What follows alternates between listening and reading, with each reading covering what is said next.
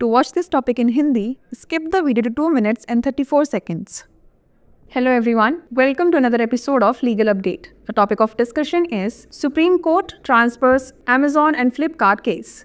First, let us see why is it in the news. Recently, in the Competition Commission of India vs Cloudtail India Private Limited case, the Supreme Court transferred multiple writ petitions challenging the Competition Commission of India's investigation into Amazon and Flipkart associated sellers to the Karnataka High Court. Let's look at the background of the case. In January 2020, the CCI initiated an investigation under Section 26, Subsection 1 of the Competition Act 2002, following a complaint by the Delhi Vyapar Mahasangh. The complaint alleged that Amazon and Flipkart provided preferential treatment to certain sellers, boosting their visibility and disadvantaging others. The Karnataka High Court had dismissed petitions filed by Amazon and Flipkart in 2021, allowing the investigation to continue. The CCI concluded its investigation in August 2024, finding that Amazon and Flipkart violated competition laws. Various petitions challenging the investigation were filed in multiple high courts, leading to the Supreme Court's intervention.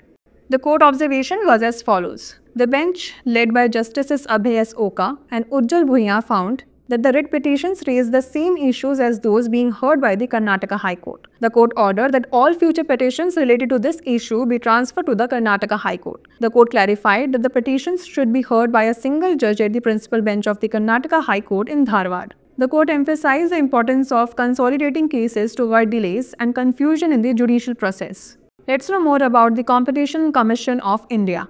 CCI is a statutory body established under the Competition Act 2002 with the objective of promoting fair competition in the market and preventing anti-competitive practices. The CCI ensures a level playing field for businesses, protecting consumer interest, and fostering economic growth.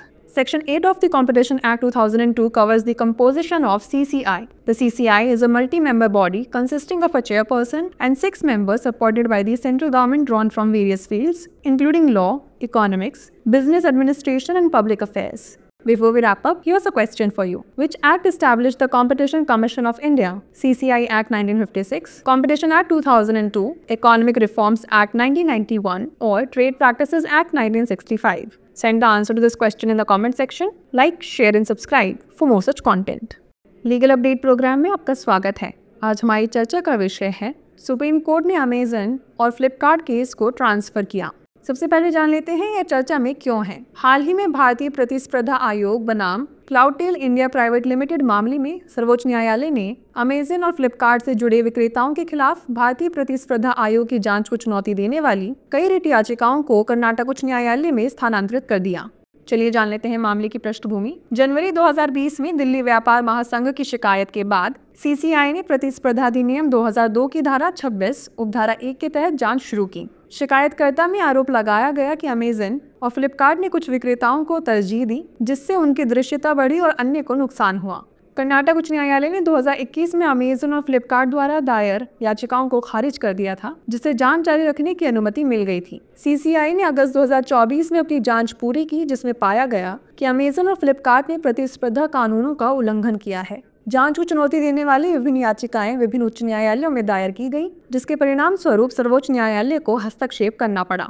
न्यायालय की टिप्पणी की बात करें तो न्यायमूर्ति अभय S ओका और न्यायमूर्ति उज्जवल भुइयां की पीठ ने पाया कि रिट याचिकाओं में वही मुद्दे उठाए गए हैं जो कर्नाटक उच्च न्यायालय में सुनवाई के दौरान उठाए गए थे। न्यायालय ने आदेश दिया कि इस मुद्दे से संबंधित सभी भावी याचिकाएं कर्नाटक उच्च न्यायालय को स्थानांतरित कर दी जाएं। न्यायालय ने स्पष्ट किया कि इन याचिकाओं की सुनवाई धारवाड़ स्थित कर्नाटक उच्च न्यायालय की प्रधान पीठ के एकल न्यायाधीश द्वारा की जानी चाहिए।